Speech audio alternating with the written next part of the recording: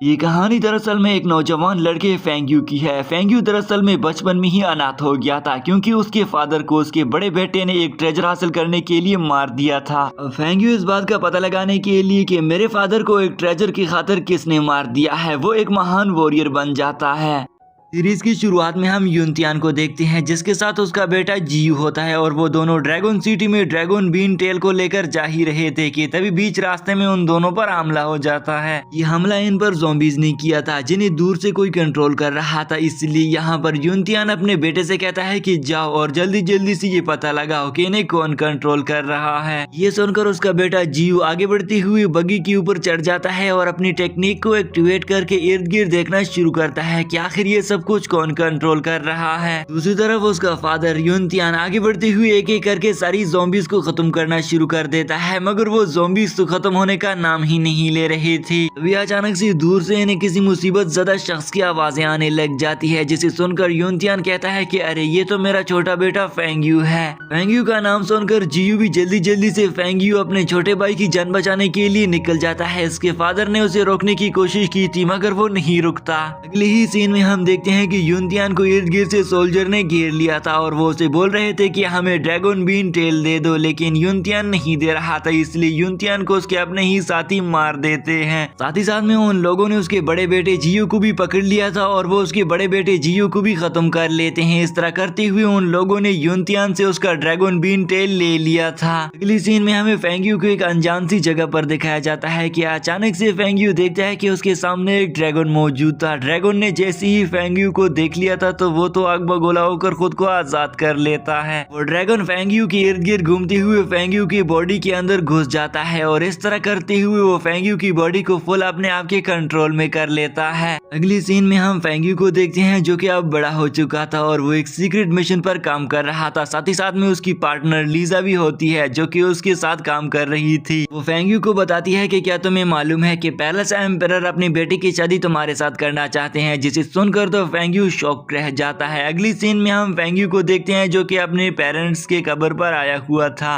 वहाँ पर फेंग्यू को अपनी माजी की सारी पुरानी बातें याद आ रही थी, जहाँ पर किस तरह से फेंग्यू और उसका फादर युनतियान मजे से जिंदगी गुजार रहे थे। अचानक से फेंग्यू की बॉडी से एक ब्लैक सोल बाहर आ जाती है जो कि उसे बोल रही थी कि मैं जानता हूँ कि तुम क्यों परेशान हो, तुम अपने पेरेंट्स का बदला लेना चाहते हो और तुम्हारे पेरेंट्स का बदला लेने में मैं तुम्हारी हेल्प कर सकता हूँ। ब्लैक सोल उसे बताता है कि एक चीज तुम्हें भूल ही गया था और वो उसके सामने एक बुक को पेश करता है जिस पर फेंग्यू उसे पूछ रहा था कि ये क्या है, जिस पर वो बताता है कि ये डिवाइन बॉडी टेक्निक है। जिसे देखकर फेंग्यू उसे पूछता है कि इसका मैं क्या करूंगा और ये तुम्हें किसने दिया है। वो बताता है कि ये तुम्हारी मॉम ने तुम्हारे लिए छोड़ा है और इसके अंदर मौजूद सारी टेक्निक्स को अगर तुम सीख लोगे तो तुम काफी पावरफुल बन जाओगे। अगली सीन में हमें जनरल सियान को दिखाया जाता है जो कि एक बड़े से बैटल के लिए अपने सोल्जर्स को रेडी कर रहा था और वहाँ पर उन्हें ट्रेनिंग दे रहा था कि किस तरह से लड़ा जाता है। इस तरफ जनरल सियान अपने सोल्जर्स को ट्रेनिंग दे रहा था, दूसरी तरफ हम ग्रैंड मास्टर वैन को देखते हैं जिसे ये खबर पहुंच जाती है कि मिस्किन की शादी फेंग्यू से होने वाली है। ग्रैंड मास्टर वैन ये सुनकर गुस्सा हो जाता है क्योंकि वो नहीं चाहता था कि मिस्किन जो कि उसकी ग्रैंड डॉटर होती है उसकी शादी फेंग्यू से हो जाए। दूसरी तरफ हमें मिस्किन को भी दिखाया जाता है जहाँ पर वो एक स्टोन को तोड़कर उसमें से अपने लिए ट्रेजर को ढूंढने लगी थी, मगर उसे काफी ज्यादा वीक ट्रेजर मिल जाता है जिस पर वो गुस्सा हो चुकी थी। मिस्किन काफी ज्यादा निराश बैठी हुई थी। अचानक से उसकी सर्वेंट उसके पास आकर उसे बताती है कि तुम्हारी शादी फेंग्यू से होने वाली है। ये सुनकर तो वो भी दंग खड़ी रह जाती है। अगली सीन में हमें फिर से मिस्किन के साथ उसके फादर और ग्रैंडफादर को दिखाया जाता है जो कि फेंग्यू से मिलने के लिए आए हुए थे, जहाँ पर मिस्किन का फादर फेंग्यू को बोल रहा था कि मेरी बेटी की शादी तुम्हारे साथ बिल्कुल भी नहीं होने वाली है। ग्रैंड मास्टर वैन भी यही बोल रहा था और वो फेंग्यू से कहता है कि तुम अभी क्योर रियलम के सेकंड लेवल पर हो जबकि किन तुमसे काफी ज्यादा पावरफुल है और वो फ्रेंच बॉडी लेवल की 7th लेवल पर है। ये सुनकर तो फेंग्यू उस पर गुस्सा हो रहा था और वो कहता है कि अगर 1v1 फाइट में मिस्किन ने मुझे हरा दिया तो मैं इसके साथ शादी नहीं करूंगा और इनकार कर दूंगा, लेकिन अगर मैंने इसे हरा दिया तो मैं इससे जरूर शादी करूंगा। मिस्किन भी फेंग्यू के साथ 1v1 की फाइट लड़ने के लिए तैयार हो जाती है और वो आगे बढ़ती हुई फेंग्यू पर हमला करना शुरू कर देती है। बार बार वो फेंग्यू पर हमला कर रही थी मगर इजीली फेंग्यू मिस्किन के हमलों को डॉज कर रहा था, जिसे देखकर तो मास्टर और ग्रैंड मास्टर काफी ज्यादा हैरान रह जाते हैं। फेंग यू ने अपनी ब्लड ब्लेड वेपन को भी निकाल लिया था और वो उसका यूज करके हम लोग को डोज कर रहा था कि तभी अचानक से फेंग यू की बॉडी की ऊपर ब्लैक सोल की पावर आ गई थी, जो कि मिस केन को कहती है कि तुम मुझ पर हमला करोगी। जैसे ही ब्लैक सोल मिस केन पर हमला करती है तो उसके फादर ने उसके ब्लेड को रोक लिया था और उससे कहता है कि तुम क्या बेवकूफ बन गए हो जो कि मेरी बेटी को मारने लगे हो। अभी वहाँ पर फेंग यू के दोस्त आ जाते हैं जो कि फेंग यू को अपने साथ ले जाते हैं। इस तरफ फेंग यू की जाती ही मिस केन अपने फादर को बोल रही थी कि फेंग यू काफी ज्यादा टैलेंटेड है, इसलिए वो भी फेंग यू के पीछे चली जाती है। अगली सीन में हम फेंग यू को ग्रीन हाउस में देखते हैं जहाँ पर उसके सामने काफी ज्यादा तादाद में जेट पड़े हुए थे और उनमें से वो एक जेट को सेलेक्ट करके उसमें से एक अच्छा सा वेपन निकाल लेता है, जिसे देखकर तो सारे लोग शॉक रह गए थे। वहाँ खड़े हुए लोग फेंग यू के ऊपर बात करते हुए बोल रहे थे कि फेंग यू काफी ज्यादा पावरफुल है और उसकी किस्मत भी अच्छी है जो कि उसे उसके फादर ने ब्लड ब्लेड दी है। तभी वहाँ पर ग्रीन हाउस का ओनर पहुंचा जाता है जो कि फेंग से बेट लगाता है और उससे कहता है कि अगर तुम मुझसे ये बेट जीत लेते हो तो मैं तुम्हें ग्रीन हाउस दे दूंगा, लेकिन अगर मैंने तुमसे जीत लिया तो तुम्हें मुझे अपना ब्लड ब्लेड वेपन देना होगा।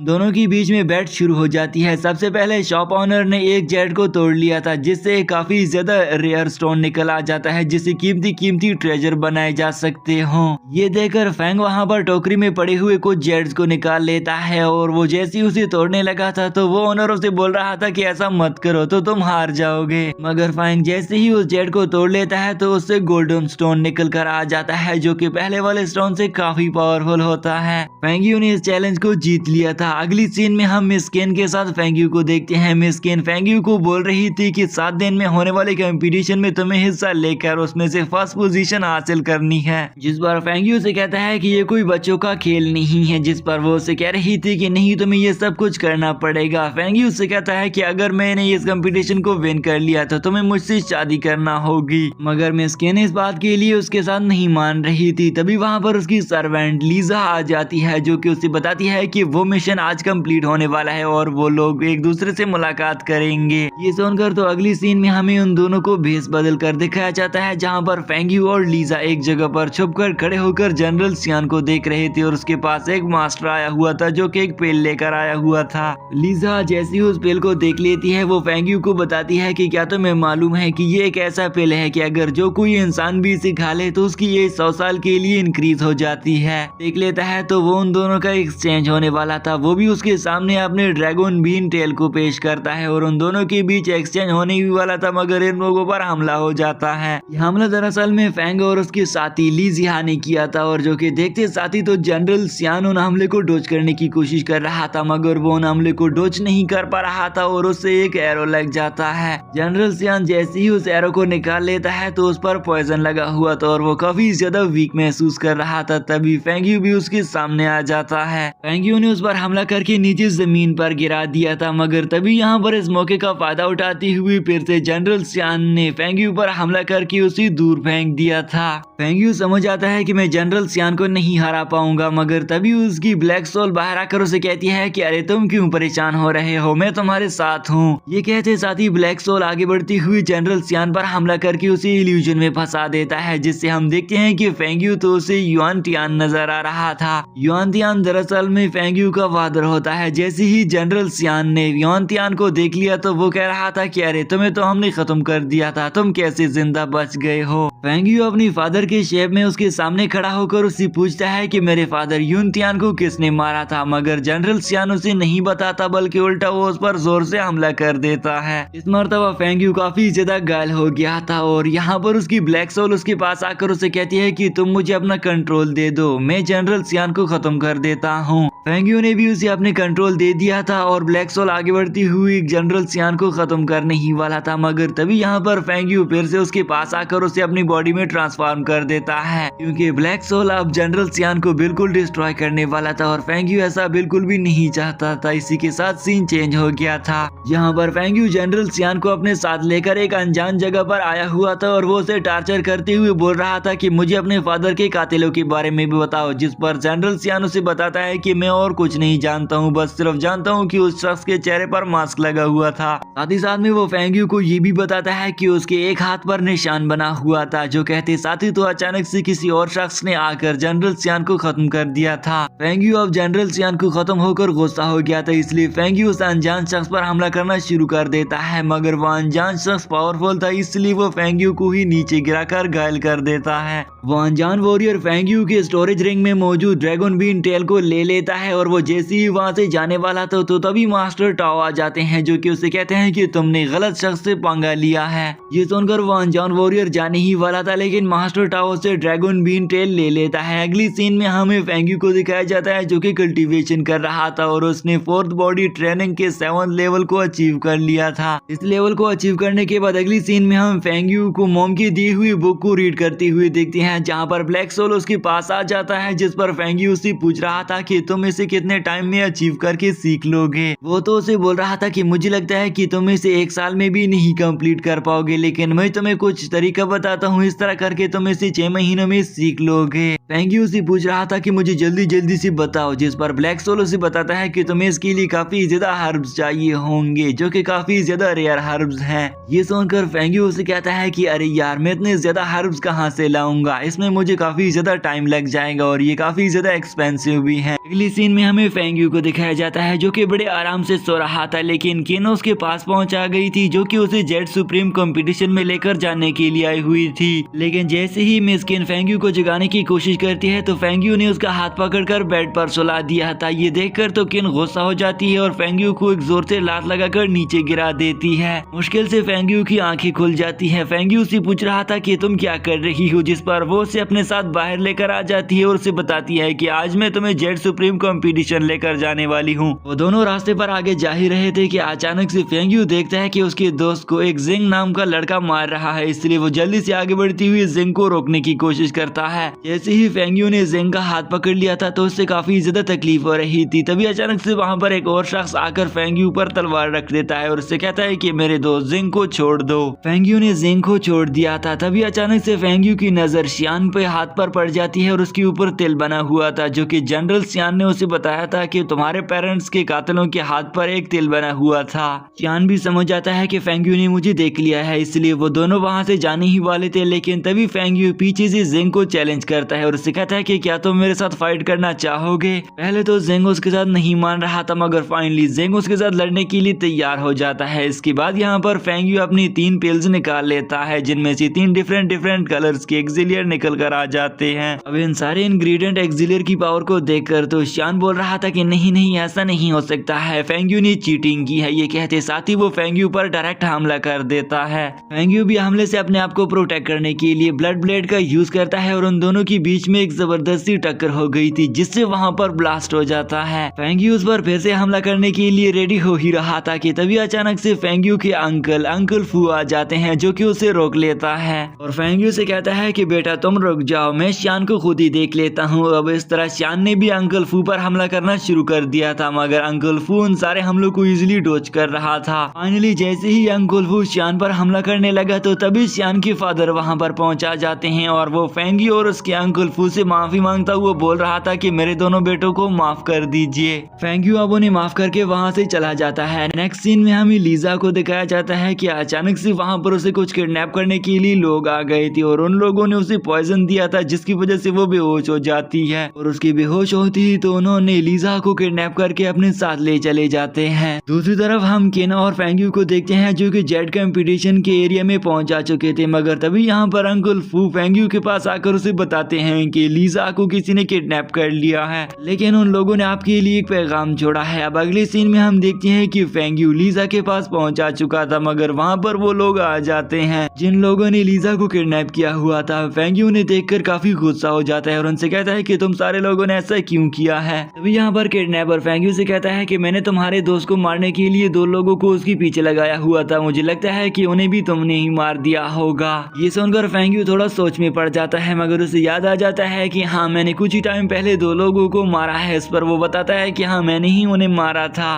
फेंग्यू अभी ये बता ही रहा था कि अचानक से वहाँ पर उस पर एक स्लैश अटैक हो जाता है और हम देखते हैं कि प्रिंसेस शुई वहाँ पर पहुंचा गई थी, जो कि वो उसी किडनैपर पर हमला करना शुरू कर देती है। प्रिंसेस शुई के पास फ्रीजिंग फ्रीजिंग पावर होती है जिनका यूज करके वो उसके किडनैपर के नाइफ को फ्रीज कर लेती है। अब ये देखकर तो उसने प्रिंसेस च्यू पर अपनी स्पेयर से हमला कर लिया था, मगर वो उससे अपने आप को बचा लेती है। तभी अचानक से प्रिंसेस च्यू को एक ब्लेड टकराने वाली थी, मगर फेंग यू उस ब्लेड से उसकी जान बचा लेता है। इसके बाद दूसरी तरफ जैसे ही वो दोनों देखते हैं तो वो किडनैपर तो नीचे बेहोश होकर मर गया था। प्रिंसेस च्यू बोल रही थी कि मैंने तो इसे नहीं मारा है, और वो कहती है कि नहीं नहीं ऐसा नहीं हो सकता। फेंग यू जैसे ही उसे चेक करता है तो उसे मालूम हो जाता है कि इसे किसी ने पॉइजन दिया था, लेकिन खैर वो दोनों इस बात पर बिल्कुल भी ध्यान नहीं देते हैं। प्रिंसेस च्यू फेंग यू को बताती है कि मैं तो सुप्रीम कंपटीशन में जा रही हूँ। फेंग यू भी उसे बताता है कि मैं भी वहीं जा रहा हूँ। नेक्स्ट सीन में वो दोनों जेड सुप्रीम कंपटीशन में पहुंचा चुके थे, जहाँ पर पहले प्रिंसेस च्यू की मुलाकात मिस्किन से हो जाती है, और वो मिस्किन का तारीफ करती हुई बोल रही थी कि मैंने आपकी पावर्स के रिलेटेड बहुत कुछ सुन रखा है। अभी अचानक से वहाँ पर ग्रीन हाउस वाला वो बंदा आ जाता है जिसका नाम ली था, और वो अपने दोस्त ही के साथ रहा करता था। उसके आते ही फेंग यू ने उसे पहचान लिया था, क्योंकि इन दोनों ने एक दूसरे के साथ बैट लगाई हुई थी, और वो बैट उससे फेंग यू ने जीत ली थी। उसके आते ही वो प्रिंसेस च्यू से बोल रहा था कि तुम्हें यहाँ पर इस तरह अकेले नहीं घूमना चाहिए, क्योंकि यहाँ पर काफी ज्यादा तादाद में बुरे लोग रहते हैं।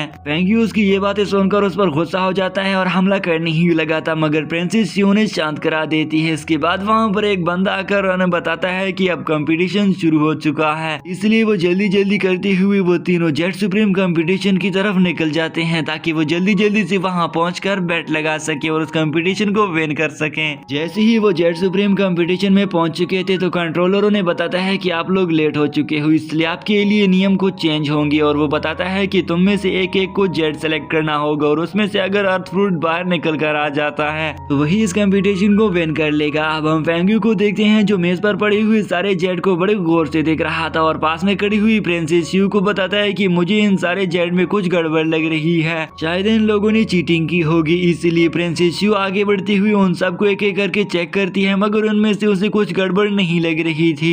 केन भी आगे आते हुए उन सारे के सारे मिस्ट्री जेड को तोड़ते हुए उनमें से चेक कर रही थी कि अर्थ फ्रूट कौन से में है, मगर उन सारों को तोड़ने के बाद उनमें से किसी एक में भी अर्थ फ्रूट नहीं था। अभी यहाँ पर ली अपने पास पड़ी हुई एक जेड को निकालता है, जैसे ही उसने तोड़ दिया था तो उससे अर्थ फ्रूट बाहर निकल कर आ जाता है, जिसे देखकर तो ली उसे कह रहा था कि अरे मैंने तो इसे निकाल लिया है। इसे देखकर तो केन उस पर गुस्सा हो जाती है और उससे कहती है कि तुम सबसे बड़े चीटर हो, तुम लोगों ने हमारे साथ चीटिंग की है, मगर ली तो उसके साथ इस बात को मानने को तैयार ही नहीं था। ये तीनों तो इस कंपटीशन को फ्रॉड करार देते हैं। तभी जेड सुप्रीम कंपटीशन का ऑनर ली उनको कह रहा था कि मैंने तुम लोगों को ये नहीं कहा था कि टेबल पर मौजूद सारे जेड में से तुम्हें तोड़ना होगा, मैंने तो तुम लोगों को ऐसा बोला था कि इस सारे एरिया में मौजूद जिस किसी भी जेड को तुम लोग तोड़ लोगे और उसमें से तुम्हें अर्थ फ्रूट को निकालना होगा, मगर तुम लोगों ने सिर्फ और सिर्फ टेबल पर पड़े हुए जेड को ही सिलेक्ट किया है, तो इसमें से मैं क्या कर सकता हूँ, इसमें से तुम सारे लोगों की अपनी ही गलती है। यहाँ पर वो अब एक दूसरे से लड़ने ही वाले थे, मगर फेंग यू उन्हें शांत कराता है और वहाँ पड़ी हुई एक चीज पर हिट करके उससे अर्थ फ्रूट को निकाल लेता है, और अब वो तारे वहाँ से वापस आ गए थे।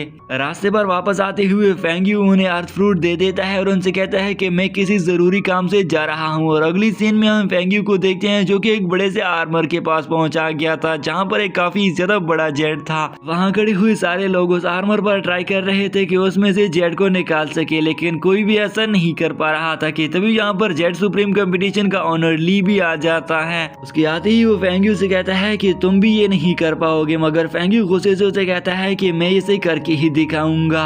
जेट सुप्रीम कंपटीशन का ऑनर फेंग यू पर गुस्सा हो जाता है और वो पीछे से फेंग यू पर हमला करने ही वाला था, मगर ब्लैक सोल पहले ही फेंग यू को बता देता है। इस तरह करते हुए फेंग यू उस हमले से खुद को बचा लेता है और हमले को डोज कर देता है। यहाँ पर फिर से फेंग यू पर हमला करने ही वाला था और उससे कहता है कि इस मर्तबा मैं तुम्हें मार दूंगा, तुम इस हमले को नहीं डोज कर पाओगे। जैसे ही ली फिर से हमला करने वाला था तब यहाँ पर मास्टर टाओ आकर ली पर हमला कर देता है।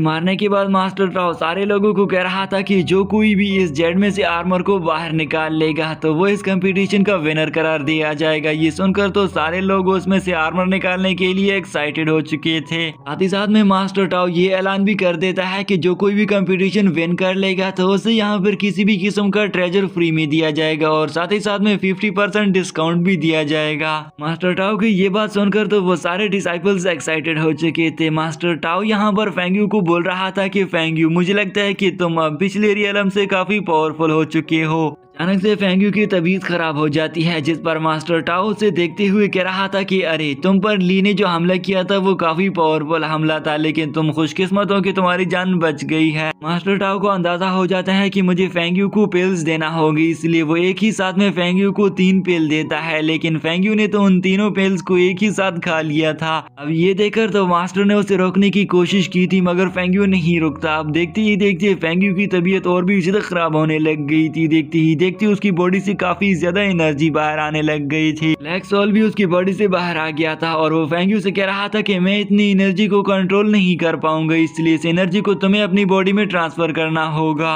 फेंग्यू अपनी माइंड स्पेस में पहुंचा गया था, जहां पर हमें फ्लैशबैक सीन में दिखाया जाता है कि छोटे फेंग्यू के साथ तो उसकी ब्लैक बॉडी की पावर भी मौजूद थी और हम देखते हैं कि वो उसे बता रही थी कि तुम्हें इस एनर्जी को एब्जॉर्ब करना होगा। ये सुनते ही तो छोटा फेंग्यू उस एनर्जी को एब्जॉर्ब करना शुरू कर देता है, क्योंकि ब्लैक सोल चाहता था कि इससे फेंग्यू को नुकसान ना हो। फाइनली हमें प्रेजेंट में दिखाया जाता है कि फेंग्यू की काफी ज्यादा कोशिश करने के बाद फेंग्यू ने उस एनर्जी को अपनी बॉडी में एब्जॉर्ब कर लिया था। फाइनली यहाँ पर जेड आर्मर भी एक्टिवेट हो गया था और हम देखते हैं कि उसका प्रोटेक्टर, जो कि दरअसल में एक व्हाइट टाइगर था, उससे बाहर आ जाता है और उसके बाहर आते ही तो वो सारा जगह शेक करने लग गया था। व्हाइट टाइगर को देखकर सारे लोग वहां से भाग जाते हैं। फेंग्यू आगे बढ़ती हुई उस आर्मर के पास आ जाता है। ब्लैक सोल उसे बताता है कि ये 10,000 साल पुराना है, जिससे ये काफी पावरफुल और स्ट्रॉन्ग बन चुका है। फेंग्यू जैसे ही उस जेट को ओपन करने की कोशिश करता है और उस पर हमला करने लग गया था, तभी यहाँ पर व्हाइट टाइगर उस पर हमला करना शुरू कर देता है। फेंग्यू और व्हाइट टाइगर के बीच में एक जबरदस्त सी लड़ाई शुरू हो जाती है। फाइनली कुछ ही देर बाद हम देखते हैं कि वो व्हाइट टाइगर तो फेंग्यू की फुली कंट्रोल में आ गया था और जैसे ही वो ब्लैक सोल को देख लेता है तो व्हाइट टाइगर ब्लैक सोल पर गुस्सा हो जाता है।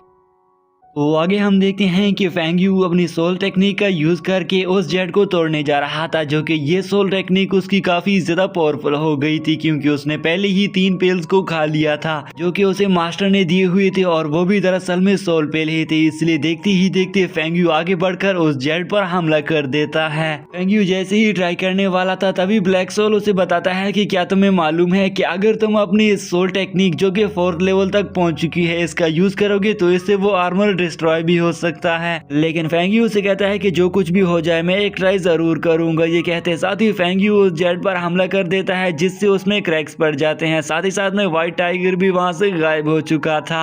यहाँ पर हमें दोस्तों ये बात बिल्कुल भी क्लियरली नहीं पता चलती है कि फेंग्यू ने उस जेट में से आर्मर को निकाल लिया था या वो डिस्ट्रॉय हो गया था, मगर हम देखते हैं कि फेंग्यू मास्टर के पास पहुंचा गया था, जहाँ पर मास्टर टाओ ने उसे 50% डिस्काउंट दे दिया था, जिससे वो किसी भी वेपन को 50% डिस्काउंट पर खरीद सकता था। यहाँ पर फेंग्यू अपने मास्टर को ये भी बोल रहा था कि मेरी दोस्त किन की मॉम बीमार है, इसलिए मुझे आपसे कुछ हेल्प चाहिए होगी, जिस पर वो उसे कहता है कि ठीक है, मैं इस मामले में आपकी हेल्प जरूर करूंगा। अगली सीन में हम फेंग्यू को ट्रेजर हॉल में देखते हैं, जहाँ पर वो अपने लिए अच्छे से ट्रेजर ढूंढ रहा था, क्योंकि एक तो उसे 50% डिस्काउंट मिल गया था और दूसरा वहाँ की सारी चीजें अब उसके लिए फ्री हो चुकी थी। ब्लैक सोल भी फेंग्यू की बॉडी से बाहर आ गया था और वो भी उसके लिए ट्रेजर ढूंढ रहा था कि तभी यहाँ पर वो उसके लिए काफी ज्यादा पुरानी स्वॉर्ड लेकर आ जाता है, जिसे फेंग्यू अच्छे से चेक करता है। ये स्वॉर्ड दरअसल में एक रेड सोल स्वॉर्ड होती है। जैसे ही फेंग्यू उसे देख रहा था तो वो तो उसकी माजी की हिस्ट्री में पहुंचा चुका था, जहाँ पर ये ब्लड वेपन काफी ज्यादा तेज और शातिर हुआ करती थी और इसने काफी ज्यादा लोगों की जाने ली है, इसलिए तो अब ये इतना ज्यादा पुराना हो गया है। फेंग्यू उस ब्लैक सोल से पूछता है कि क्या तुम्हें इसका नाम मालूम है, जिस पर वो बताता है कि इसका नाम रेड सोल स्वॉर्ड है। फेंग्यू को अब लगने लगा था कि मैं तो यहाँ पर अपने लिए कोई अच्छा सा ट्रेजर भी नहीं ढूंढ पाऊंगा, इसलिए वो ब्लैक सोल से कहता है कि कोई मुझे तरीका बताओ ताकि मैं अपने लिए कोई अच्छा सा वेपन ढूंढ सकूं। ब्लैक सोल से बताता है कि तुम्हारी सोल पावर अब काफी ज्यादा इंक्रीज हो चुकी है, जिससे तुम 100 मीटर एरिया के इर्द गिर्द घूमते हुए सोल का यूज करके अपने लिए अच्छे वेपन ढूंढ सकते हो, तो तुम्हें इस पावर का यूज करना होगा। फेंग्यू ये सुनकर ऐसा ही करता है और अपनी सोल पावर को एक्टिवेट करके इर्द गिर्द मौजूद सारे एरिया में से एक बेस्ट सी जगह को चूज कर लेता है और वो उस जगह पर पहुंचकर अब अपने लिए अच्छा सा ट्रेजर ढूंढना शुरू कर देता है। अगर तभी यहाँ पर उसके पास ब्लैक सोल फिर से आकर उसके लिए एक अच्छी सी बुक लेकर आ जाता है और उससे कहता है कि ये बुक तुम्हारे काम आने वाली है। काफी ज्यादा टाइम गुजर जाने के बाद अगली सीन में हम देखते हैं कि फेंग्यू अपने मास्टर टाओ के पास आकर उससे कहता है कि आपका ये ट्रेजर हॉल काफी बड़ा है, इसलिए मुझे यहाँ पर कुछ अच्छी चीजें नहीं मिल पाई हैं, लेकिन मैंने फिर भी अपने लिए इन 3 पर्पल थंडर फ्रूट पिल्स को अपने साथ रख लिया है। ये सुनकर तो वो उसे कहता है कि चले ठीक है, आपको जैसा अच्छा लगे, लेकिन साथ ही साथ में वो उसे बताता है कि तुम्हें अब ली से परेशान होने की बिल्कुल भी जरूरत नहीं पड़ेगी। अब हमें फ्लैशबैक सीन में दिखाया जाता है कि मास्टर टाओ ने तो उसके साथ काफी ज्यादा बुरा अंजाम किया हुआ था, इसलिए ही तो वो फैंग को बोल रहा था कि आज के बाद वो तुम्हें परेशान नहीं करेगा। फैंग यू मास्टर टाओ को ग्रीट करके वहां से जाने ही वाला था, मगर मास्टर टाओ से रोककर कहता है कि मैं तुम्हें कुछ और भी चीजें देने लगा हूँ, जिस पर वो उसे कुछ और भी एक्सिलियर्स दे देता है। और अगली सीन में हम देखते हैं कि वो अपनी बुक की स्टडी करते हुए 1000 शैडो टेक्निक को सीखने की कोशिश करने लगा था। अचानक से लीजिया आ जाती है और वो उसे कहती है कि जो कुछ भी मेरे साथ हुआ है और मुझे किडनैप किया गया था, ये सब की वजह भी मैं ही हूँ, मुझे इतना ज्यादा लेजी नहीं रहना चाहिए था। फैंग यू से कहता है कि मैं तुम्हें 1000 शैडो टेक्निक दे रहा हूँ ताकि तुम कुछ और भी पावरफुल हो जाओ। तभी यहाँ पर वो उसे बताती है कि क्या तुम्हें मालूम है कि उस दिन मुझे पॉइजन दिया गया था और वो मुझे जी नाम के एक शख्स ने दिया था। जिस पर फैंग यू से कहता है कि चलो ठीक है, आज के बाद तुम अपना ख्याल अच्छे से रखना। तभी वहाँ पर उसके पास ब्लैक सोल आ गया था। वो फैंग यू से पूछता है कि तुमने 1000 शैडो टेक्निक इस लड़की को क्यों दी है, जिस पर वो उसे कहता है कि वो भी मेरी तरह अनाथ है और उसके मॉम डैड मारे जा चुके हैं, इसलिए मैंने उसे ये टेक्निक दे दी है। इसके बाद फैंग यू बैठकर कल्टीवेट करने लगा था और कुछ ही कल्टीवेशन करने के बाद फाइनली वो एक न्यू लेवल को ब्रेक थ्रू कर लेता है, जिस पर ब्लैक सोल उसे कहता है कि तुम वाकई में अमेजिंग हो। दरअसल में दोस्तों फैंग यू की ये जर्नी सिर्फ और सिर्फ अपने पेरेंट्स का बदला लेने के लिए ही शुरू है और हम आगे देखने वाले हैं कि किस तरह से फैंग यू अपने दुश्मनों से बदला लेगा। यहाँ पर दोस्तों मैं आपको एक बात बता देना चाहता हूँ, इस सीरीज के टोटल 2 सीजन होने वाले हैं और आज की लॉन्ग वीडियो में मैं आपके लिए सीजन 1 को कवर कर रहा हूँ और इसका सीजन 2 मैं आपके लिए कल अपलोड कर दूंगा, इसलिए जल्दी से चैनल को सब्सक्राइब करके इस सीरीज के रिलेटेड एक अच्छा सा कमेंट जरूर कर लें और कमेंट सेक्शन में ये जरूर बताना कि क्या फैंग यू अपने मॉम डैड का बदला ले लेगा, यानी कि वो अपने मॉम डैड के कातिलों को ढूंढ निकालेगा।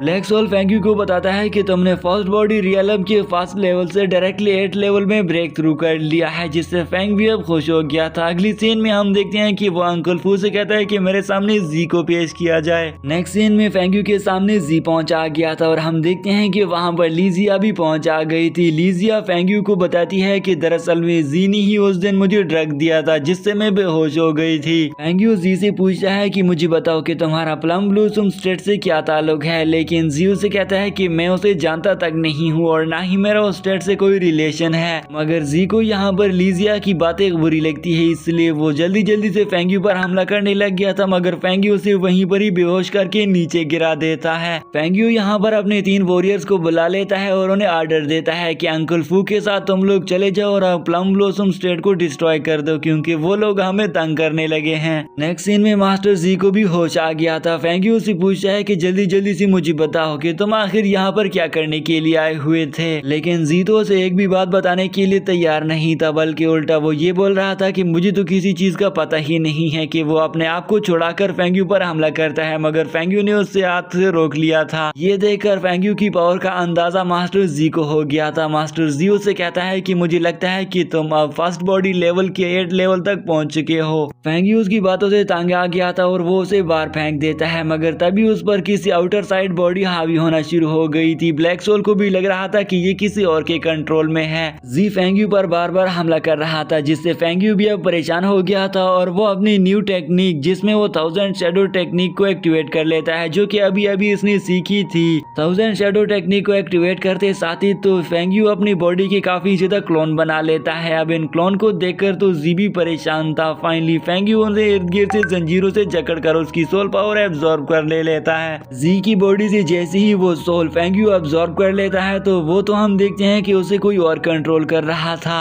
जिसका नाम शेंगाई है। अगली सीन में हम फैंग यू को देखते हैं जो कि जी से कहता है कि अब मुझे सच बताओ, क्योंकि तुम्हारी बॉडी अब दूसरों के कंट्रोल से बाहर आ चुकी है। जिस पर वो बताता है कि मुझे ये सब कुछ ली ने करने का बोला था, इसलिए फैंग यू यहाँ पर मास्टर ली को भी पैगाम भेज देता है ताकि वो उसे मिलने के लिए आ जाए। अगली सीन में हम फैंग यू को मास्टर फू के साथ देखते हैं, जहाँ पर वो उसे बताता है कि हमने प्लम ब्लॉसम स्टेट को डिस्ट्रॉय कर दिया है। लेकिन यहाँ पर अंकल फू से एक बुरी खबर बताती हुई कहता है कि जिंग के बड़े भाई जियान को किसी ने मार दिया है और वो लोग बोल रहे हैं कि जियान को तो आपने ही मारा होगा, क्योंकि कुछ दिन पहले जिंग के बड़े भाई जियान से आपकी फाइट हुई थी। तभी यहाँ पर फैंग यू के पास प्रिंसेस शू आ गई थी, जो कि उसे जेड सुप्रीम पिल टेक्निक सीखने का कहती है, मगर वो उसे इग्नोर कर लेता है क्योंकि वो उसे लग रहा था कि फैंग यू को मारने के लिए जिंग आ रहा है, इसलिए वो जिंग की तरफ चला जाता है। जिंग जैसे ही ही फेंग्यू पर हमला करता है तो फेंग्यू ने एक ही हमले से उसके साथियों को खत्म कर दिया था। यहाँ पर एक निंजा भी उन लोगों को चुपके से देख रहा था कि तभी फेंग्यू वहाँ पर एक बंक फोड़ देता है जिससे सारे लोग चले गए थे और फेंग्यू अपने साथ जिंग को लेकर एक जगह पर आ जाता है और उसे समझाता है कि मैंने तुम्हारे भाई को नहीं मारा है, लेकिन मैं जानता हूँ कि उसे किसने मारा है। जिंग उसे पूछता है कि जल्दी जल्दी मुझे बताओ कि मेरे भाई को किसने मारा है, जिस पर फेंग्यू बताता है कि मुझे जितना यकीन है उसे ली ने मारा होगा क्योंकि तुम्हारा भाई ली के साथ काम करता था और ली भी यही चाहता था कि वो मुझे जाल में फंसवा दे।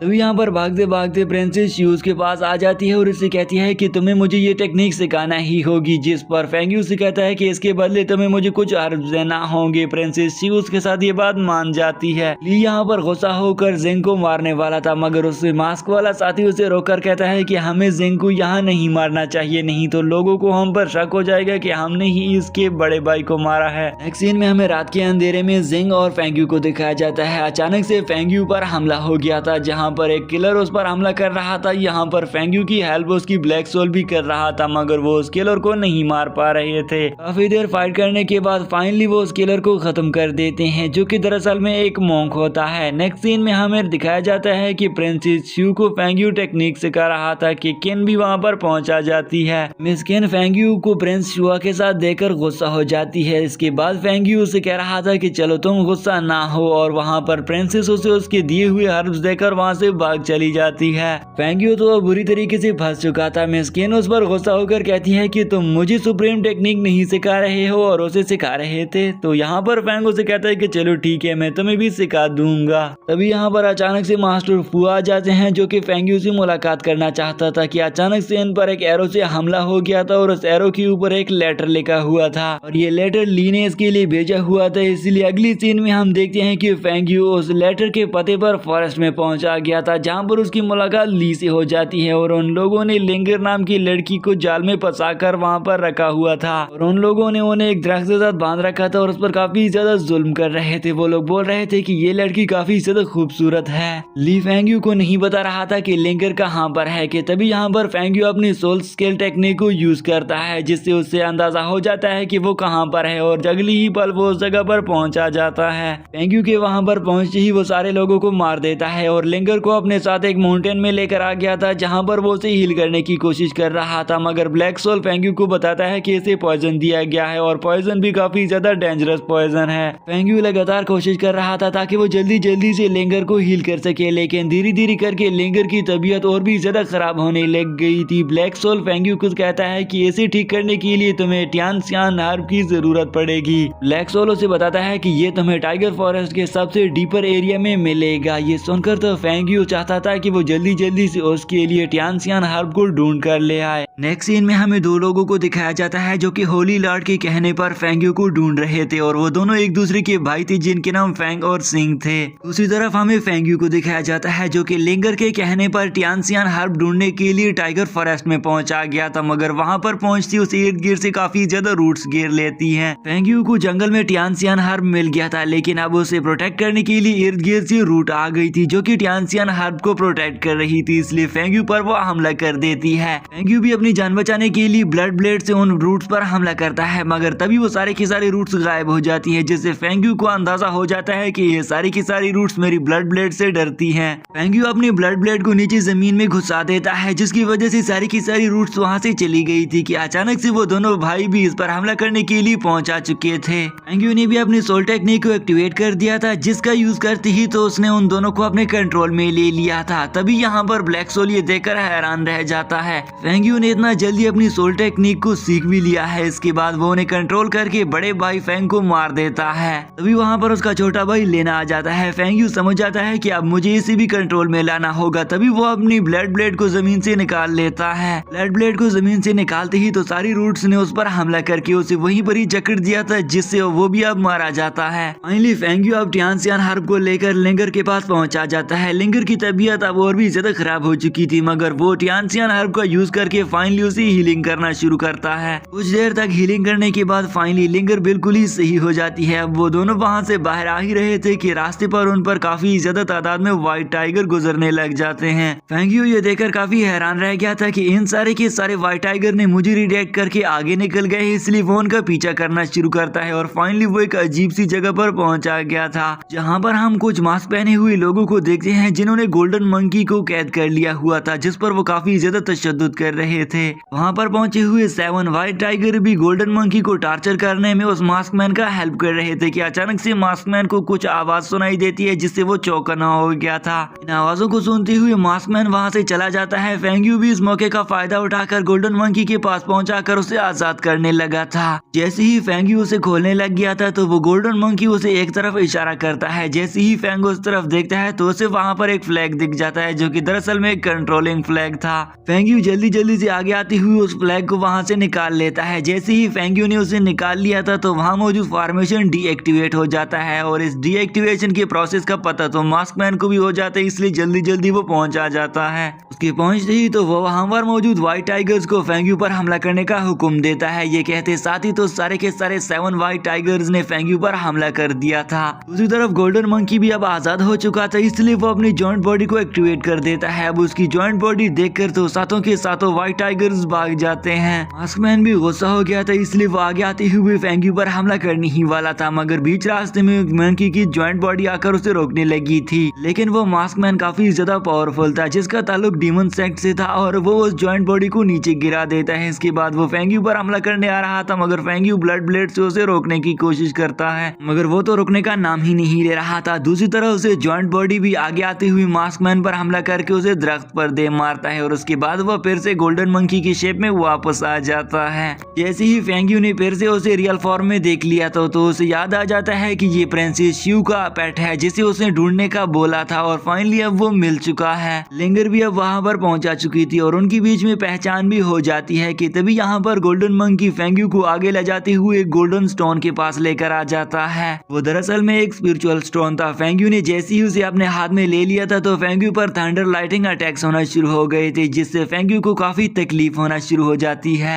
लिंगर भी ये देखकर फेंग यू के लिए परेशान हो रही थी, लेकिन फेंग यू पर बार बार वो थंडर लाइटिंग अटैक्स हो रहे थे, मगर फेंग यू भी बार बार उन्हें एब्जॉर्ब कर रहा था, और फेंग यू की उस सारी की सारी एनर्जी को एब्जॉर्ब करने की वजह से फेंग यू अब पावरफुल हो चुका था। और हम देखते हैं कि वो 4th बॉडी लेवल के 9th लेवल तक पहुंच चुका था। अगली सीन में हमें उन्हें घर पर दिखाया जाता है, जहाँ पर वो गोल्डन मंकी और लिंगर को अपने साथ घर पर लेकर आया हुआ था, और अंकल फू को सारी बात बता देता है कि किस तरह से हमारे साथ क्या क्या हुआ था और हमने फाइनली टियानसियान अर्ब को हासिल कर लिया था। अंकल फू फेंग यू को बताता है कि तुम्हारे जाने के बाद किन आ गई थी, और वो बोल रही थी कि मुझे फेंग यू से कुछ जरूरी काम है। कि अचानक से फेंग यू की जासूस आकर उसे एक बुरी खबर सुनाती है और उसे बताती है कि सियान की सारी फैमिली को डिस्ट्रॉय कर दिया गया है, और ये काम दरअसल में ईस्टर्न कॉन्टिनेंट के लोगों ने किया है। फेंग यू ये जानकर काफी हैरान रह जाता है और उसे काफी ज्यादा दुख भी हुआ। फेंग यू अपनी जासूस से कहता है कि ईस्टर्न कॉन्टिनेंट के लोगों के साथ मेरा मीटिंग फिक्स कर दो, मैं उन लोगों के साथ मीटिंग करना चाहूंगा। अगली सीन में हम फेंग यू को अपने दोस्त और लिंगर के साथ देखते हैं, जहाँ पर वो टेबल पर बैठे ही हुए थे। अचानक से वहाँ पर ईस्टर्न कॉन्टिनेंट के कुछ लोग आ जाते हैं, जो कि इन पर तलवारें रख लेते हैं। इसके बाद इन दोनों की मीटिंग हो जाती है और वो दोनों एक दूसरे के सामने बैठे हुए थे। ईस्टर्न कॉन्टिनेंट का हेड, जिसका नाम टियान है, वो फेंग यू से पूछता है कि मुझे आपसे कुछ बात पूछना है, क्या तुम मुझे बता दोगे। वो उससे पूछ रहा था कि रॉबर्ट को तुम जानते हो।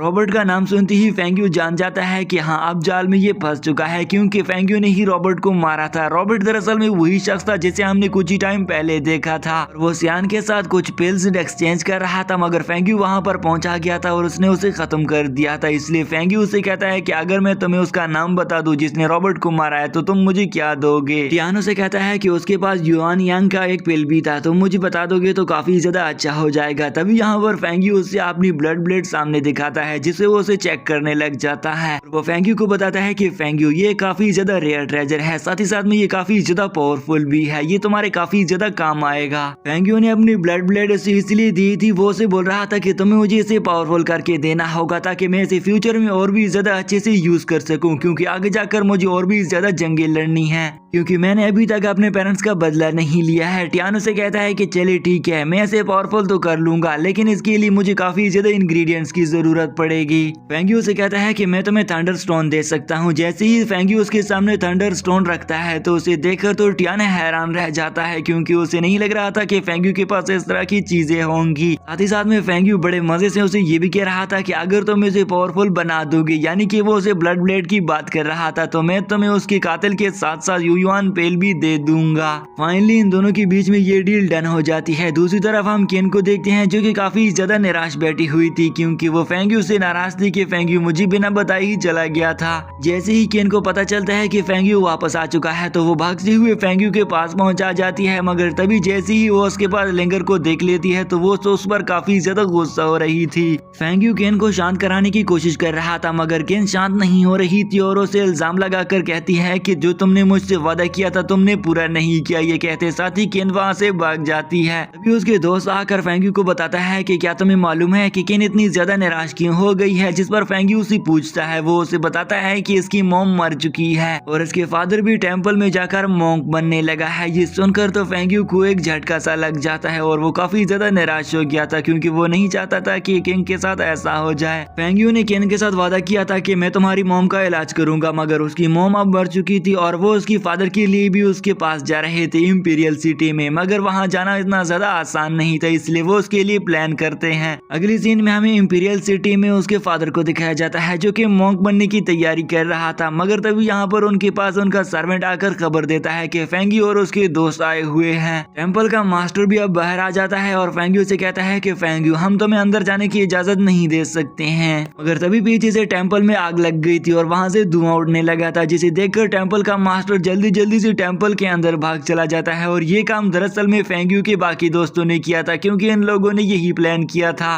फेंग्यू इस मौके का फायदा उठाकर जल्दी जल्दी से बाहर खड़े लोगों को मार देता है और अब वो अंदर आ चुका था, जहां पर वो केन के फादर से कहता है कि क्या तुम्हें मालूम है कि केन की मॉम ऐसे नहीं मर सकती है क्योंकि मैंने उसे कुछ पिल्स दी थी। फेंग्यू से ये भी कह रहा था कि मैंने जिन मेडिसिन को भिजवाया हुआ था उनकी वजह से उसकी तबीयत ठीक होनी चाहिए थी, मगर उल्टा उसकी मौत वाकया हो गई है। ये सुनकर तो उसका फादर काफी ज्यादा धक्का रह गया था और ये सारा काम दरअसल में उसके फादर का ही था और उसने उसकी मॉम को मारा हुआ था। वो उसे कहता है कि ये सारा काम होली मास्टर का है और उसने मुझे आदेश दिया था, इसलिए तो मैंने इसे खत्म कर दिया। वो बताता है कि आपको मालूम नहीं है कि होली मास्टर कितना ज्यादा पावरफुल है, इसलिए मुझे उसकी पैरवी जरूर करना होगी। कि अचानक से वहाँ पर एक तीर आकर उसके फादर को वहीं पर ही मार देता है। केन का फादर फेंग्यू के लिए एक आखिरी वसीयत छोड़ता है और वो उसे कहता है कि तुम जरूर मेरी बेटी केन का अच्छे से ख्याल रखना। अचानक से वहाँ पर केन भी भागते हुए पहुंच जाती है और जैसे ही वो अपने फादर को फेंग्यू की गोद में देख लेती है तो वो तो काफी ज्यादा हक्की बक्की रह गई थी और उसे फेंग्यू पर शक हो रहा था कि इसने मेरे फादर को भी मार दिया है, इसलिए वो फेंग्यू पर हमला करके अपनी स्वॉर्ड को उसमें घोंप देती है, जिससे फेंग्यू को काफी तकलीफ होती है और उसे ब्लड भी आने लग गया था। केन तो वहाँ से भाग चली गई थी। अगली सीन में हमें दिखाया जाता है कि फेंग्यू अब मास्कमैन बन चुका था और वो केन के घर पर आकर वही उसके फादर के बताई हुई चीज को ढूंढने आ जाता है। काफी देर तक फेंग्यू के वहाँ पर ढूंढने के बाद उसे सीक्रेट डोर मिल गया था, जिसके अंदर वो एक बुक को देखता है और उसके अंदर बहुत कुछ मालूमात लिखी हुई थी। उसके अंदर गोल्डन गार्ड के रिलेटेड बहुत कुछ लिखा हुआ था। साथ ही साथ में वहाँ पर फेंग्यू को एक ट्राइपॉड भी मिल जाता है। ट्राइपॉड को उठाते साथ ही तो उसकी बॉडी से ब्लैक सोल बाहर आ जाती है और वो फेंग्यू को बताती है कि जिन जिन चीजों को तुम्हें जरूरत थी वो सारी चीजें अब तुम्हें मिल चुकी है, जिनका यूज करते हुए तुम जल्दी जल्दी से डिवाइन बॉडी टेक्निक को अचीव कर लोगे। अब अगली सीन में हम देखते हैं कि फेंग्यू ट्राइपॉड के अंदर सारी के सारी इंग्रेडिएंट ऐड करना शुरू करता है, जिनमें से ट्रेजर हाल से लेकर आए हुए पर्पल फ्रूट को ऐड करता है। साथ ही साथ में वो प्रिंसेस शिव की कुछ इंग्रेडिएंट्स को भी ऐड कर लेता है जो उन्हें प्रिंसेस शिव ने दिए हुए थे और इसके बाद आज के दिन जो चीजें वो लेकर आया था वो उन सारी चीजों को ऐड करके खुद भी बैठ जाता है। फेंग्यू ब्लैक सोल से पूछता है कि मुझे यहाँ पर कितने देर तक कल्टीवेशन करना होगी, जिस पर वो बताता है कि तुम्हें कम से कम 1 महीने तक इसमें बैठे रहना होगा, जिसके बाद फाइनली तुम डिवाइन बॉडी टेक्निक को हासिल कर लोगे। जो कि कहते साथ ही तो वो दिन रात एक करके उसके अंदर बैठकर अपने प्रोसेस को कंप्लीट करना शुरू कर देता है। अब अगली सीन में हम देखते हैं कि फेंग्यू ने अपनी प्रोसेस को कंप्लीट कर लिया होता है कि तभी वहां पर टियान उसके पास आकर उसकी ब्लड ब्लेड को लेकर आ जाता है, जो कि अब पहले से काफी ज्यादा पावरफुल हो चुकी थी। टियान उसे कहता है कि मैंने तुम्हारे डील को कंप्लीट कर दिया है, इसलिए अब मुझे उस शख्स का नाम बता दो जिसने मेरे शख्स को मारा था। फेंग्यू उसे बताता है कि उस शख्स का नाम ली है। ये सुनकर तो वो वहाँ से चला जाता है। अगली सीन में फेंग्यू के पास उसका जासूस आ जाता है। फेंग्यू से बोल रहा था कि मुझे मिंग नाम के शख्स को ढूंढना होगा जो कि इस बुक के अंदर लिखा हुआ है, जो कि दरअसल में केन के फादर ने उस बुक के अंदर लिखा हुआ था। मिंग दरअसल में गॉड्स के साथ मिला हुआ था, इसलिए फेंग यू अपने जासूस के थ्रू उसे ढूंढना चाहता है। दूसरी तरफ हम फिर से फेंग यू को देखते हैं जो कि अपने ब्लड ब्लेड की पावर को चेक कर रहा था, जो कि पहले से अब एनहांस हो चुकी थी। फेंग यू अपनी स्वॉर्ड की पावर चेक कर ही रहा था कि तभी उसके पास जासूस फिर से आ जाता है और वो उसे बताता है कि मिंग एक ऑफिसर है जो कि यहाँ पर होने वाले एग्जामिनेशन में एग्जामिनेशन हॉल में काम करता है। उसका जासूस उसे बताता है कि इस जगह पर जो कोई भी टॉपर बनता है उसमें हमेशा के लिए मिंग का ही हाथ होता है और वो ये सारा का सारा काम पैसे लेकर किया करता है। अगली सीन में हम एम्परर के देखते हैं जो कि आराम से सो रहा था कि तभी उसके पास एक लेटर आ गया था जो कि फेंग यू ने उसके पास पहुंचाया था और उसके अंदर ली का पता लिखा हुआ था। इसलिए एम्परर के पढ़ते साथ ही वो अपने शख्स से कहता है कि जल्दी जल्दी मुझे इस ली नाम के शख्स को निकाल कर लाया जाए। दूसरी तरफ हम फेंग को देखते हैं जिसने चुपके चुपाते ये लेटर एम्परर को देकर वापस जा रहा था। फेंग अभी वहां से वापस जा ही रहा था कि बीच रास्ते में उसे केन दिख जाती है जो कि भागती हुई कहीं बाहर जा रही थी, इसलिए चुपके छुपाते हुए फेंग यू उसका पीछा करते करते एक जंगल में आ गया था जहाँ पर हम फिर से उसी मास्क मैन को देखते हैं।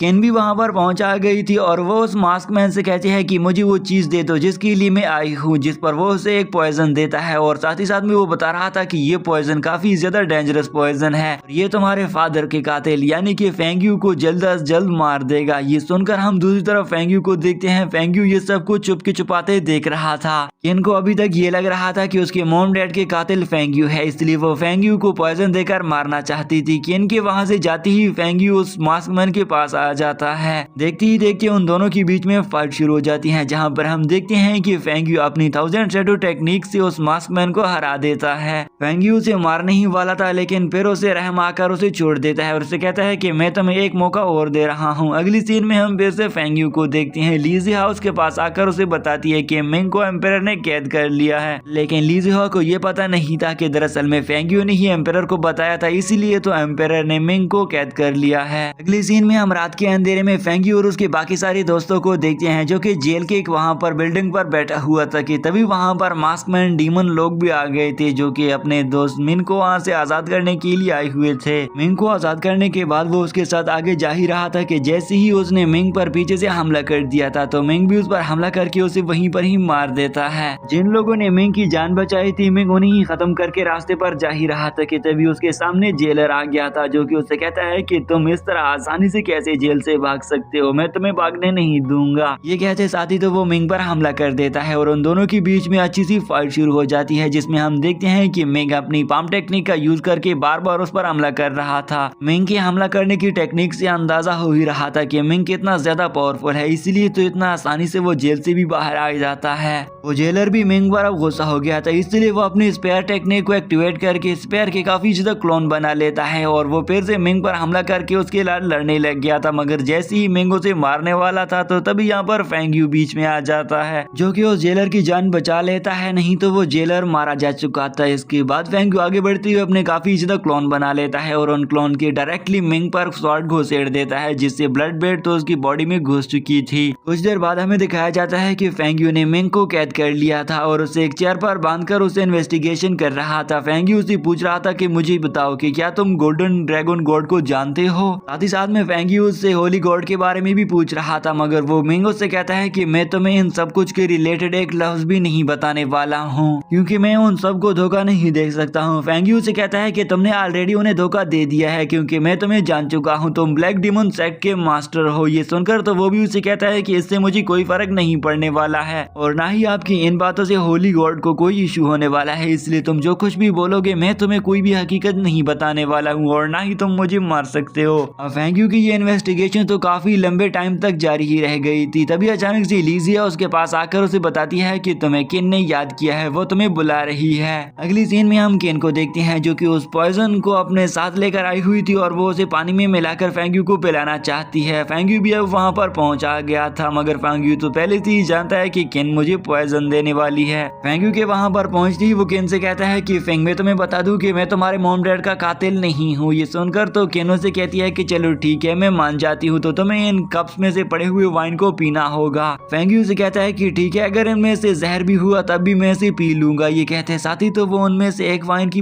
कप को पी लेता है। फाइनली फेंग्यू ने उन तीनों कप्स में मौजूद वाइन को पी लिया था। तभी यहाँ पर हम देखते हैं कि फेंग्यू तो वहीं पर ही बेहोश होकर नीचे गिर पड़ जाता है, लेकिन वो तो नाटक कर रहा था। दूसरी तरफ केन अपने उस पेट को लेकर वहाँ से चली जाती है। केन जल्दी जल्दी से उस फॉरेस्ट में पहुंचा जाती है, जहाँ पर उसकी मुलाकात तो ब्लैक डीमन किंग से हुई थी। और ब्लैक डीमन किंग सेक्ट के मास्टर का एक बंदा आया हुआ था, जो कि उसे ब्लैक डीमन सेक्ट लेकर चला जाता है। अब इस तरफ फेंग्यू की भी आंख खुल चुकी थी। फेंग्यू ऑलरेडी जानता था कि इसके अंदर पॉइजन मिला हुआ है, इसलिए उसने ब्लैक सोल को ऑलरेडी बताया हुआ था और ब्लैक सोल ने उस पॉइजन को ऑलरेडी ही रिलीज कर लिया था। जिसके बाद हम देखते हैं कि वो उनका पीछा करने निकल जाता है। फेंग्यू केन की बॉडी की ऑरा को जांचते जानते तो फाइनली उस जंगल में मौजूद ब्लैक डीमन सेक्ट के करीब पहुंचा चुका था। अंदर की जानिब हम ब्लैक डीमन सेक्ट के मास्टर्स को देखते हैं, जिनने मास्क पहन रखे थे, और हम केन को भी देखते हैं जो कि अपने पेट समेत वहां पर पहुंचा चुकी थी। ब्लैक डीमन सेक्ट का मास्टर केन से कहता है कि मुझे इस मंकी को दे दो, मगर केन उसे बोल रही थी कि नहीं, मैं तुम्हें ये मंकी नहीं दे सकती हूँ। जिस पर वो उसे कह रहा था कि तुम यहाँ पर अपनी मर्जी से आई हो, लेकिन यहाँ से अपनी मर्जी से नहीं जा सकती हो। ये कहते हुए तो वो केन से बदतमीजी करने लग गया था, इसलिए केन को मजबूरन अपनी स्वॉर्ड निकाल कर अपने आप को प्रोटेक्ट करना था, और वो ऐसा ही करती है। काफी ज्यादा गुस्सा होती हुई वो उन्हें बोल रही थी कि तुम लोग क्या कर रहे हो। बाकी सारे लोग भी आगे आते हुए केन पर हमला करने के लिए रेडी हो ही रहे थे कि तभी यहाँ पर मंकी अपनी बीस्ट फॉर्म में आ जाता है और केन की प्रोटेक्शन करना शुरू कर देता है।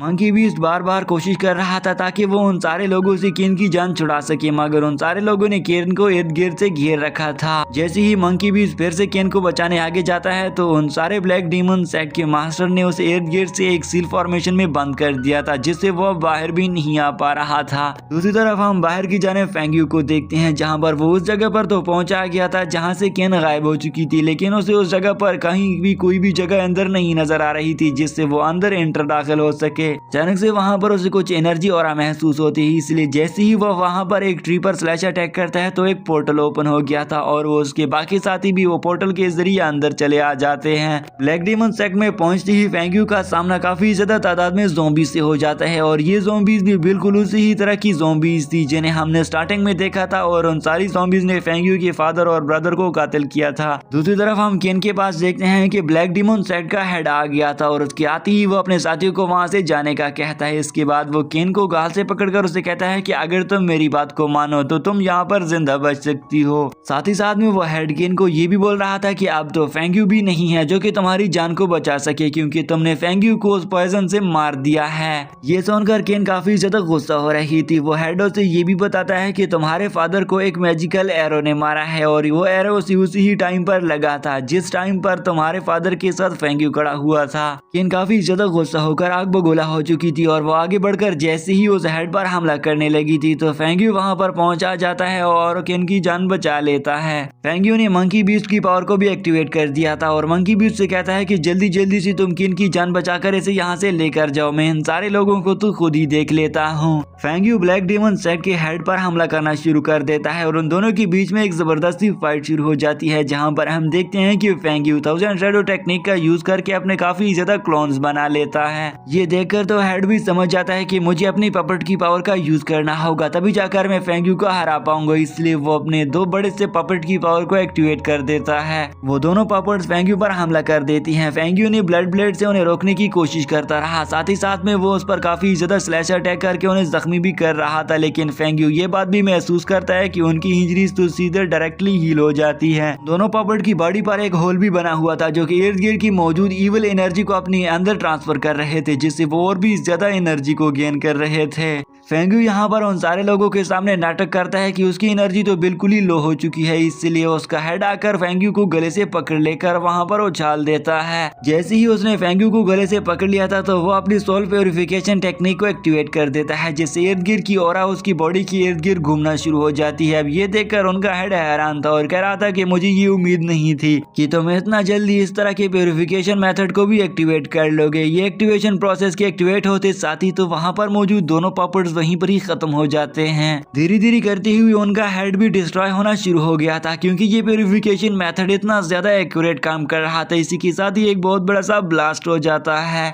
नेक्स्ट सीन में हमें फ्यूना नाम की लड़की को दिखाया जाता है जो कि मिंग की बहन होती है, जो कि वहां पर कल्टीवेशन कर रही थी, मगर तभी उसके मुंह से खून की उल्टियां आने लग जाती है। दूसरी तरफ हमें फेंग्यू को दिखाया जाता है जो कि वहां पर ब्लास्ट हो जाने की वजह से काफी ज्यादा इविल एनर्जी फैली हुई थी और उसका सोल बाहर आकर सारी की सारी इविल एनर्जी को अपनी बॉडी में एब्जॉर्ब कर लेता है। तभी वहां पर फ्यूना भी पहुंचा जाती है जो कि फेंग्यू और साथ ही साथ में लीजिया के साथ लेंगर को देखकर उन पर हमला करना शुरू कर देता है, जिसमें हम देखते हैं कि उनके बीच में अच्छी सी लड़ाई शुरू हो चुकी थी। फ्यूना ने लीजिया और लेंगर पर हमला कर दिया था, जिससे वो दूर जाकर टकरा गई थी। फेंग्यू भी समझ जाता है कि अब मुझे अकेले ही लड़ना होगा और इसके बाद हम देखते हैं कि फेंग्यू ने उसके साथ अच्छे से लड़ाई करना शुरू कर दी थी। फेंग्यू एक फाइनल अटैक करते हुए अपनी डिवाइन फेस्ट की टेक्निक को यूज करता है और वो अपनी मेट्रो पॉइंट से उसकी अम्ब्रेला पर जोरदार हमला कर देता है, जिससे फ्यूना का अम्ब्रेला डिस्ट्रॉय हो गया था। फेंग्यू बार बार अपनी मेट्रो पंच टेक्निक से उस पर हमला कर रहा था। साथ ही साथ में फ्यूना भी खुद को डिफेंड करने के लिए फेंग्यू पर बार बार स्लैश अटैक कर रही थी, जहां पर फेंग्यू की लगातार मेट्रो पंच टेक्निक को यूज करने की वजह से वो काफी घायल हो गया था और उसकी एनर्जी बिल्कुल भी लो हो चुकी थी। इस मौके का फायदा उठाकर फ्यूना उसे मारने ही वाली थी, मगर फ्यूना की बॉडी आउट ऑफ कंट्रोल हो जाती है। फेंग्यू भी इस मौके का फायदा उठाकर वहां से भाग जाता है, मगर हम देखते हैं कि वो सारे का सारा जगह गिरना शुरू हो गया था, जिसकी वजह से वो तेजी से भागते हुए बाहर आने लग जाते हैं। रास्ते पर बाहर आते हुए फेंग्यू को कुछ अजीब सी आवाज आ जाती है, इसलिए उसने अपने बाकी दोनों साथियों को बाहर भेज दिया था, मगर उसके बाहर भेजते ही तो वो जगह बिल्कुल ही बंद हो जाती है। फाइनली फेंग्यू भी उस जगह पर पहुंचा जाता है जहां से उसे आवाज आ गई थी और जैसे ही वो उस जगह पर पहुंचता है तो उसे वहां पर काफी ज्यादा मिल्की लिक्विड दिख जाता है। ब्लैक सोलो से कहता है कि तुम्हें इसे पीना होगा ताकि तुम और भी ज्यादा स्ट्रॉन्ग बन सको, इसलिए फेंग्यू ऐसा ही करता है और उसने सारे लिक्विड को पी लिया था, लेकिन तभी उसकी बॉडी आउट ऑफ कंट्रोल हो जाती है। फेंग्यू ने बैठकर कल्टीवेशन करना शुरू कर दिया था और फाइनली वो अपने नेक्स्ट रियलम में ब्रेक थ्रू कर लेता है, मगर तभी यहाँ पर तो उन लोगों के लिए बाहर जाने का रास्ता भी बंद हो चुका था। फेंग्यू बाहर जाने के लिए अपनी सोल टेक्निक को एक्टिवेट करता है और फाइनली उन्हें रास्ता मिल ही गया था। अगली सीन में हम उन दोनों को बाहर देखते हैं जहाँ पर फ्यूना भी बैठी हुई थी, कल्टीवेशन कर रही थी। यहाँ पर हमें फ्यूना का पास दिखाया जाता है जहाँ पर वो काफी ज्यादा छोटी थी और उसके पास उसका भाई मिंग आकर उसे कहता है कि आज मैंने जितने लोगों को मारा है तुम्हें इनके बारे में किसी को बताने की जरूरत नहीं है।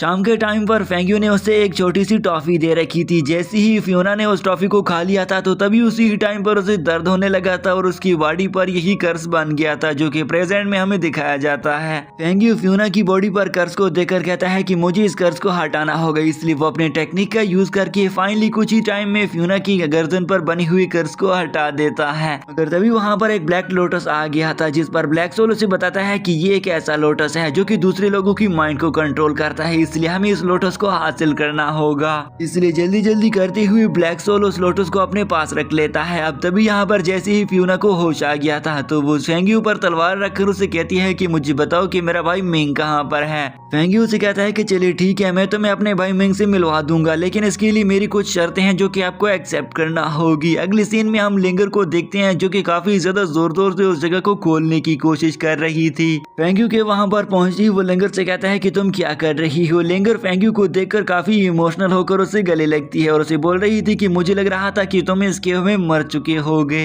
नेक्स्ट सीन में हम फेंग्यू को किन के साथ देखते हैं जहां पर फेंग्यू से बता रहा था कि तुम्हारे फादर गोल्डन ड्रैगन गॉड के साथ मिली हुई थी, मगर किन को इस बात पर बिल्कुल भी यकीन नहीं हो रहा था। इसलिए फेंग्यू से कहता है कि तुम्हारे फादर ने तुम्हारे लिए एक लेटर छोड़ा था, जिस पर अगली ही पल किन अपने फादर के उस लेटर के पास पहुंचकर उसे पढ़ना शुरू करती है। उसे यकीन आ जाता है कि हाँ वो सच में गोल्डन ड्रैगन गॉड से मिला हुआ था। उस लेटर के अंदर लिखा हुआ था कि मेरी बेटी जब तक तुम इस लेटर को पढ़ोगी तब तक मैं मर चुका हूँगा और मैं गोल्डन ड्रैगन गॉड के साथ मिला हुआ था। अब ये जानकर तो वो काफी ज्यादा शौक रह गई थी, साथ ही साथ में वो फेंग्यू से काफी ज्यादा खफा हो गई थी। नेक्स्ट सीन में हम फेंग्यू को देखते हैं जो कि फ्यूना को उसके भाई के साथ मिलाने के लिए लेकर आया हुआ था, जहाँ पर उसका भाई उसे देखकर कहता है कि तुम यहाँ पर क्या करने के लिए आई हो और फेंग के साथ क्या कर रही हो। फ्यूना उसे बताती है कि फेंग्यू ने मेरे बॉडी पर लगी हुई कर्ज को भी हटा दिया है। ये जानकर तो मिंग काफी निराश हो गया था क्योंकि वो ये सब कुछ कई सालों से नहीं कर पा रहा था। फ्यूना अपने भाई मिंग से कहती है कि तुम फेंग्यू को गोल्डन ड्रैगन गॉड के रिलेटेड सब कुछ बता दो, जिस पर मिंग उन्हें बताता है कि यहाँ पर 10 दिनों में एक काफी ज्यादा सीक्रेट मिशन पर एक मीटिंग होने वाली है।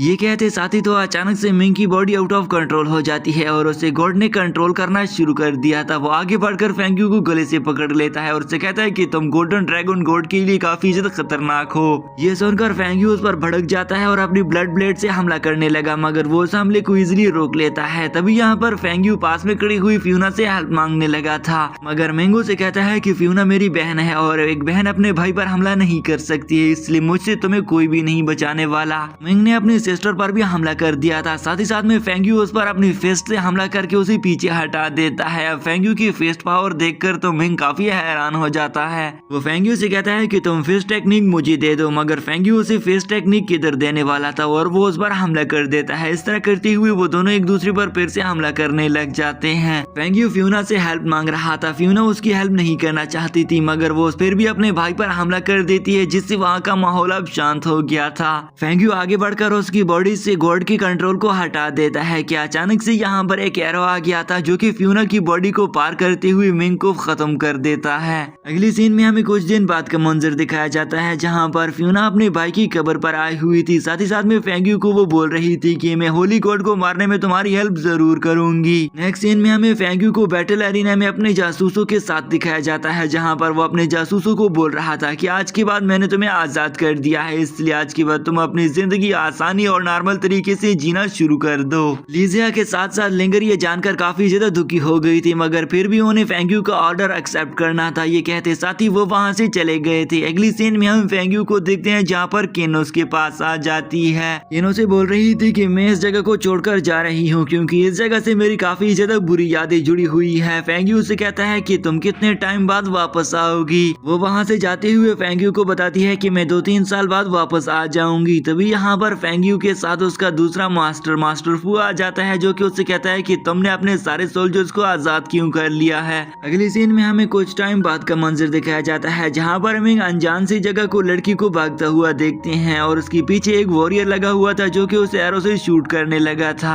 जैसे ही वो अनजान शख्स उसे एरो से शूट करता है तो वहाँ पर येन नाम का एक लड़का आ गया था जो कि उस लड़की की जान बचाकर उसे अपने साथ लेकर चला जाता है। येंग यहाँ पर दरअसल में गोल्डन ड्रैगन गॉड के साथ ट्रेजर को एक्सचेंज करने के लिए आया हुआ था, मगर यहाँ पर कुछ ही टाइम पहले हमने देखा था कि फेंग्यू को ये सब कुछ फ्यूना के भाई ने बता दिया था कि 10 दिन बाद यहाँ पर कुछ लोग आने वाले हैं। नेक्स्ट सीन में हमें 7 स्टार आइलैंड दिखाया जाता है जहाँ पर काफी ज्यादा लोग बैठे हुए थे और उनमें से कुछ लोग यहाँ पर गोल्डन ड्रैगन गॉड के जासूस थे, साथ ही साथ में फेंग्यू अंकल फू के साथ भी वहाँ पर जासूसी कर रहे थे। तभी अचानक से उन लोगों को फेंग्यू और अंकल फू पर शक होने लग जाता है, इसलिए जैसे ही वो अंकल फू के पास आ गए थे तो तभी वहाँ पर यंग भी पहुंच आ जाता है, जिस पर उन लोगों का लीडर उस यंग के सामने बैठ गया था। यंग उसे कहता है कि जिस चीज के लिए तुम लोग इंतजार कर रहे थे फाइनली मैं तुम लोगों के लिए उस बॉक्स ट्रेजर को लेकर आ गया हूँ जो कि तुम गोल्डन ड्रैगन गॉड को जरूरत थी। दूसरी तरफ हम उन दोनों जासूसों यानी कि फेंग्यू के साथ उसके अंकल फू को देखते हैं। फेंग्यू अपनी सोल टेक्निक को एक्टिवेट करता है ताकि वो उस बॉक्स के अंदर मौजूद उन ट्रेजर्स का पता लगा सके और फाइनली वो उनका पता लगा ही लेता है। ब्लैक सोल भी फेंग्यू से कहता है कि मुझे इतना यकीन नहीं था कि इसके अंदर इतनी ज्यादा कीमती चीजें हो सकती हैं, जिनमें से एक ड्रैगन हार्प था और दूसरा इमोर्टल लिक्विड। दूसरी तरफ हम येंग को देखते हैं जिसे फेंग्यू पर शक हो रहा था और वो उसे चुपके से देख रहा था।